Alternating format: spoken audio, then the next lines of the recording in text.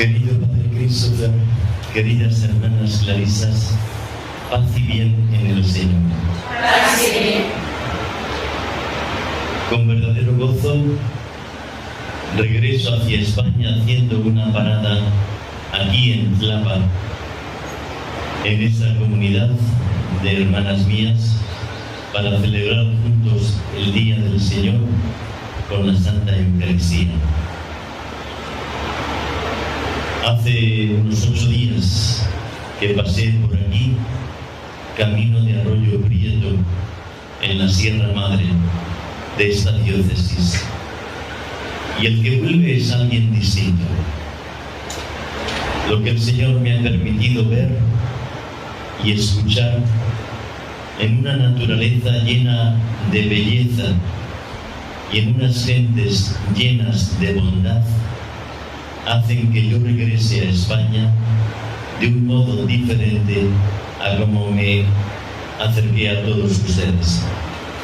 Y por eso doy gracias a Dios por el regalo inmerecido que ha supuesto esta gracia de tener contacto directo con la misión. Cuando Jesús se despide de sus discípulos para regresar Él a su casa, a la eterna casa junto al Padre Dios, no lo hace sin antes haber confiado a los suyos la misma misión que el Padre le confiara a Él. Id y predicad la buena noticia haciendo discípulos y bautizándolos en el nombre del Padre y del Hijo y del Espíritu Santo. Id hasta los confines de la tierra. No es que México sea el último punto de la tierra, pero al menos de España queda un poco lejos. En un viaje de ida y vuelta, España queda lejos, México queda lejos, y solamente se encuentran cuando alguien, siguiendo el empuje del Señor, se hace misionero.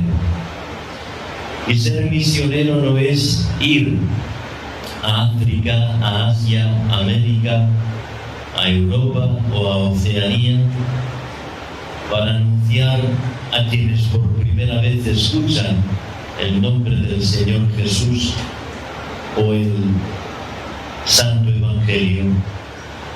La misión coincide con aquello que Dios ha puesto en mis labios, con aquello que Dios quiere repartir con mis manos. Y de esa palabra y de esa gracia, Él nos constituye a todos en misioneros. Sea cual sea el ámbito en donde yo ejerzo mi vocación cristiana, sea cuales sean los destinatarios a los que Dios en su iglesia me envía. La palabra de Dios de este domingo tiene que ver con el vino y con el pan, con ese vino del que nos ha dado la primera lectura y con ese pan del que Jesús nos habla en el discurso del mismo en el Evangelio de Juan.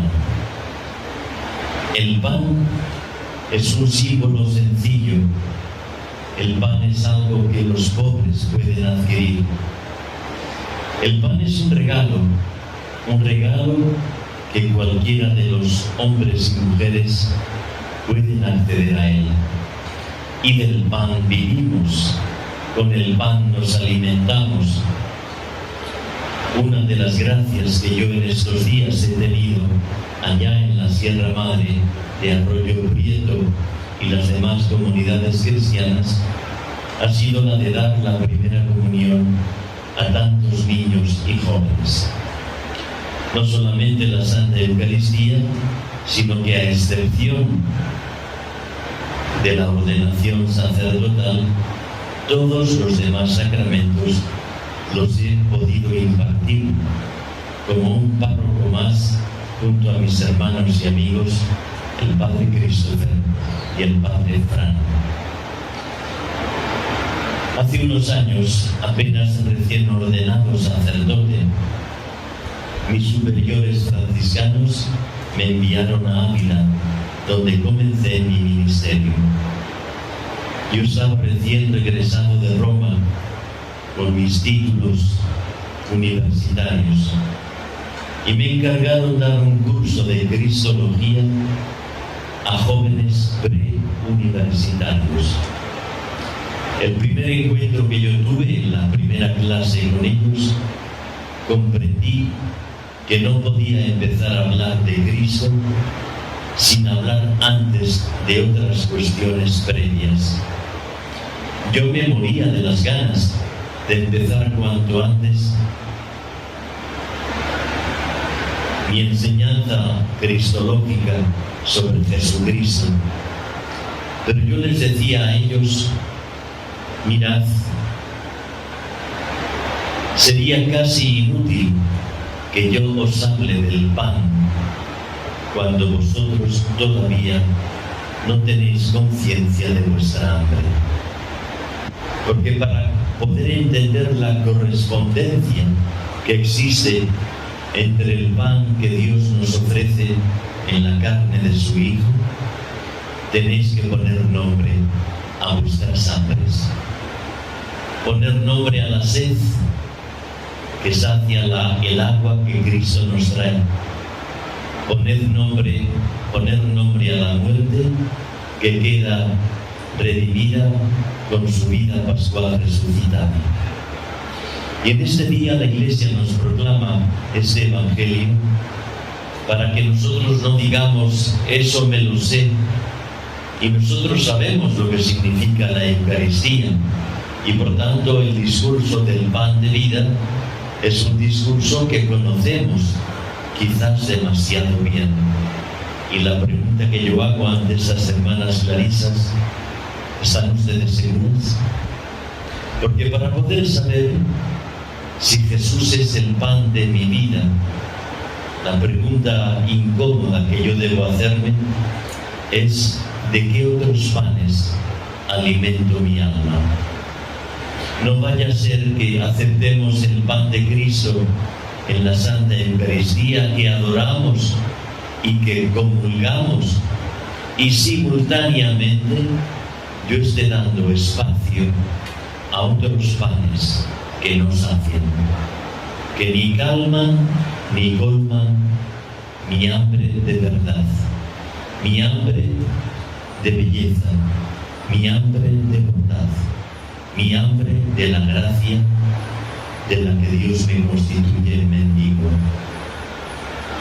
Preguntarme eso no es simplemente decir me sé el Evangelio del pan de vida, sino preguntarme qué otros panes insuficientes, qué otros panes falsos están en el fondo alimentando de modo simultáneo, pero de modo engañoso, el hambre verdadera que tiene mi alma. San Pablo nos ha hablado de los deseos y es lo que hemos dicho en la oración colecta de esta Santa Misa. La palabra deseo es una palabra muy hermosa. Decíamos, amándote en todo y sobre todo consigamos tus promesas que superan todo deseo. Es lo que toda la Iglesia Universal reza en este día, 25º domingo del tiempo ordinario. Consigamos tus promesas que superan todo deseo. ¿Qué es un deseo? Santa Teresa de Jesús hablaba de que quería almas con grandes deseos. Tener deseo, la palabra deseo viene del latín desiderium, y el deseo, desiderium, es asomarte a lo infinito, a lo sideral. No quedarte en la mezquindad de las pequeñas cosas, de los pequeños retos, de las pequeñas metas, esa que empleamos con el término mezquindad. Y la palabra vecindad es muy significativa. Viene del árabe y significa un rincón en donde la vida no crece. Un rincón donde la vida permanece siempre pequeña y enana. Un rincón donde tu vida no se dilata hasta ese infinito para el que fue creada. O somos deseosos de los deseos que nos agrandan, o somos mezquinos de los rincones que nos empequeñecen. Esa es la lección que hace nuestra libertad. Tomar el pan que sacia mi hambre y tener un corazón dilatado en los deseos que son colmados por las promesas que Dios nos hace, como hoy la Iglesia está rezando en todo el mundo. Ustedes son hijas de Santa Clara. Yo soy hijo de San Francisco. San Francisco y Santa Clara han marcado un camino. Ese camino en el que tantos hermanos y hermanas nuestros han saciado sus almas. Ese camino que coincide con una actitud precisa en la Iglesia, esa que coincide con el carisma al que hemos sido llamados. Y el carisma que tienen ustedes como hijas de Santa Clara es un carisma precioso. Tiene como ventaja el que tenemos detrás nada menos que 800 años de vivencia de santidad.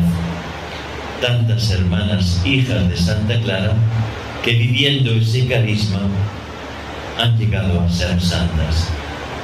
No simplemente mujeres piadosas, no simplemente mujeres recatadas, sino mujeres santas que viviendo este carisma han llegado a la santidad a la que fueron llamadas. Santa Clara, no voy a hacer un resumen del carisma que también ustedes conocen, tiene algunas expresiones preciosas.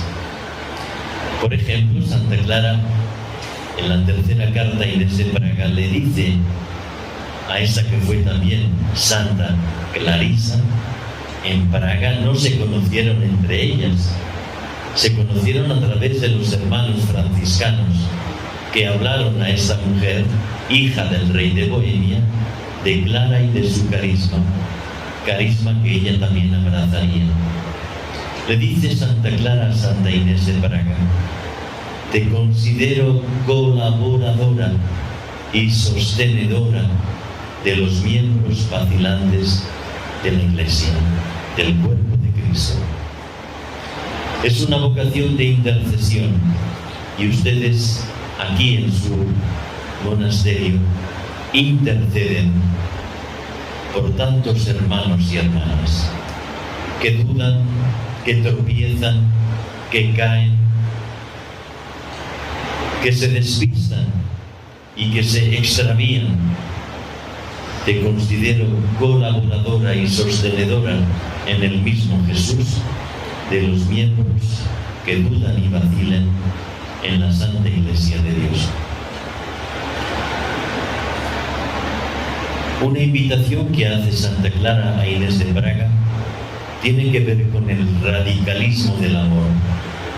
Ama totalmente a quien totalmente a ti te amó.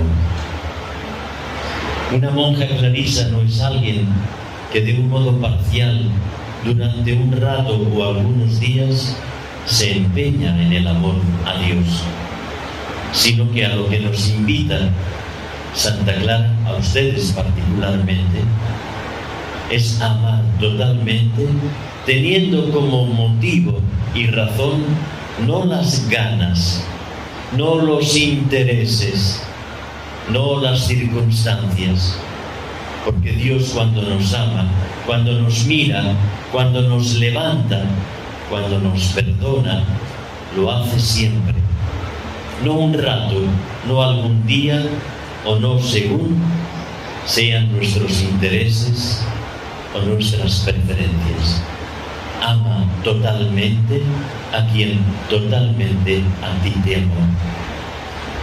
Y en tercer lugar quiero mencionar ese final con el que Santa Clara termina sus días.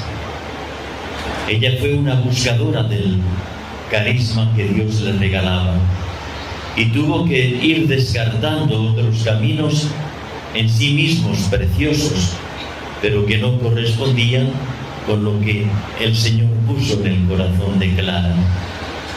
Y había malos consejos y había invitaciones inadecuadas a que Clara y aquellas primeras damas pobres, clarisas, siguieran derroteros a los que Dios no las llamaba. Y a veces no es fácil tener que descartar caminos que pueden tener el aval de alguien que te dice: haced así, hagan ustedes de esta manera, conciban la vida comunitaria así, celebren la liturgia de este modo. Hay que escuchar a Dios antes que a los hombres, nos dice el libro de los Hechos de los Apóstoles en el capítulo 5. Y a veces no es fácil escuchar a Dios antes que a los hombres, porque cuando escuchamos a Dios, esa verdad que de Él proviene es la única que nos hace libres. Santa Clara terminará sus días haciendo su particular cántico de las criaturas.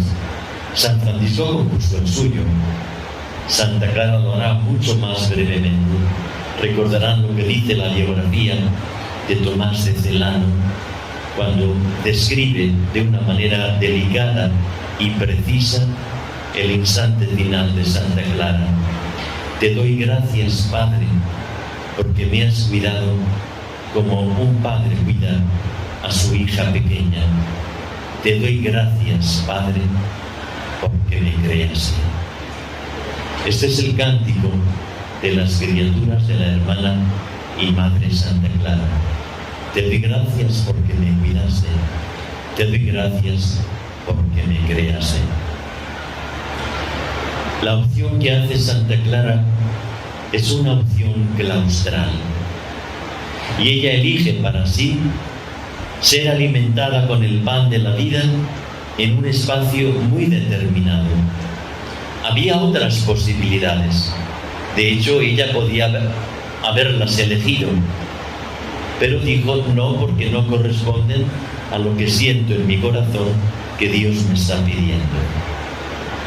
Ella hace una opción claramente por la clausura monástica. Y la clausura es lo que el Papa, en la bula de aprobación de la regla de Santa Clara, comienza en el proemio recordando: vosotras que habéis elegido vivir en la clausura, habéis elegido. Quien elige es el que tiene alternativas, y en ese abanico de alternativas varias, elige un camino que es el que corresponde a la llamada recibida.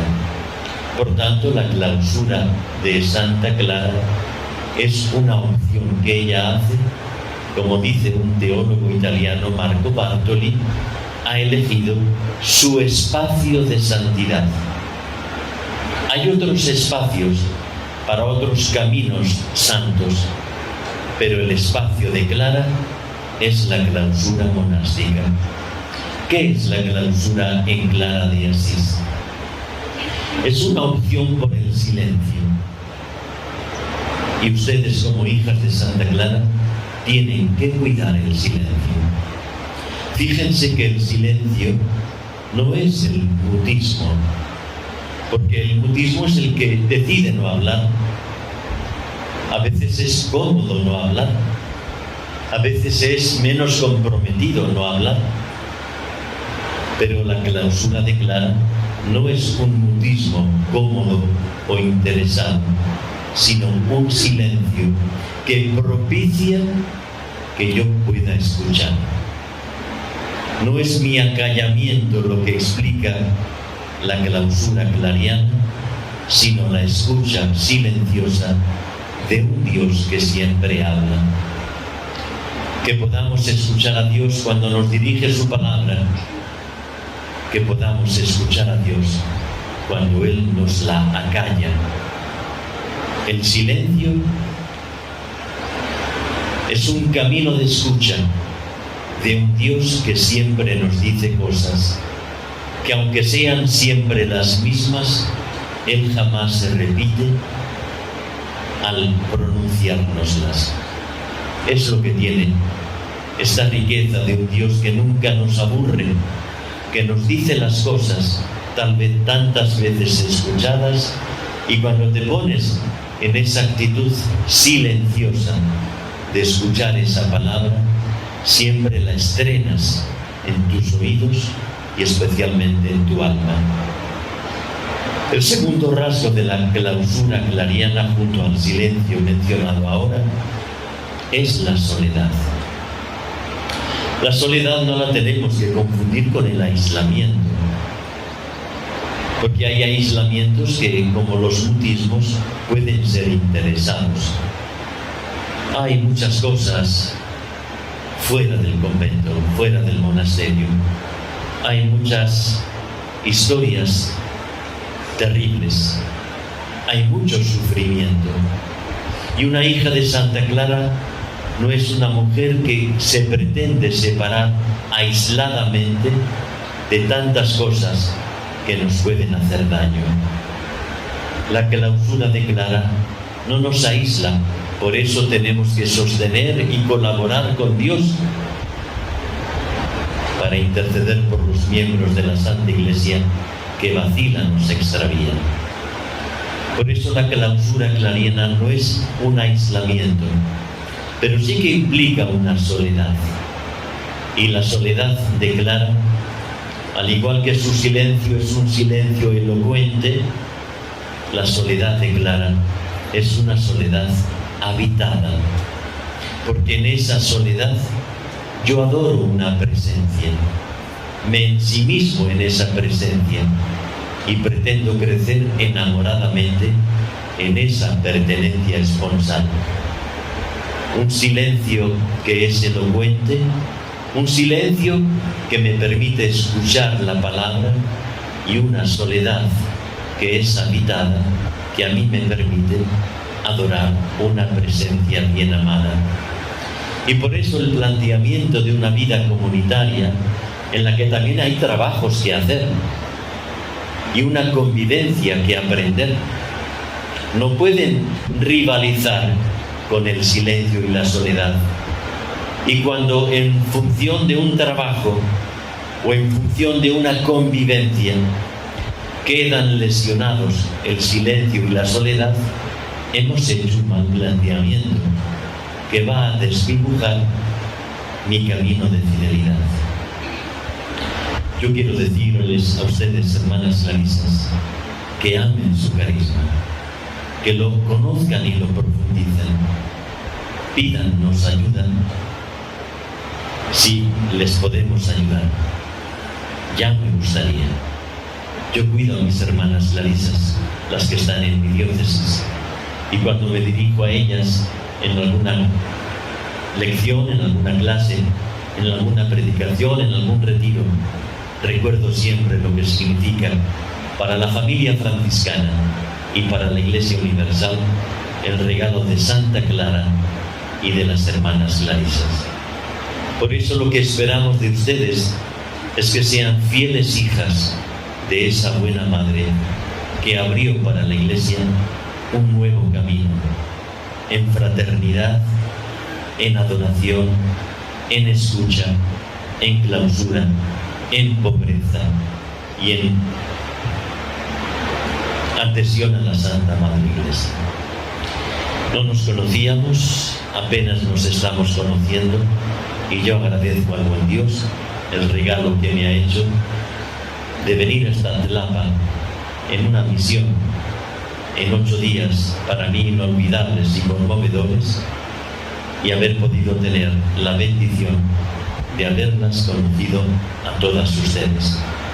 Rezaré por ustedes, por sus vocaciones, las que ya la han recibido y por las hermanas que puedan llamar a la puerta de un monasterio que cuida el carisma, que lo conoce y lo ama, y que no pretende que se rivalice la fidelidad a ese carisma con otras actitudes o caminos que nos enajenan y nos extrañan. Tener hambre del pan de la vida. Hay un dicho en España, en esa España o en esa Europa a veces opulenta, pretendidamente rica, que en lugar de decir danos Señor de tu pan, tenemos que decir en aquellos lares, Señor, danos no un poquito de pan, sino danos un poquito de hambre para que podamos necesitar y reconocer el pan que tú nos quieres regalar. Que Dios les bendiga, hermanas. Paz y bien.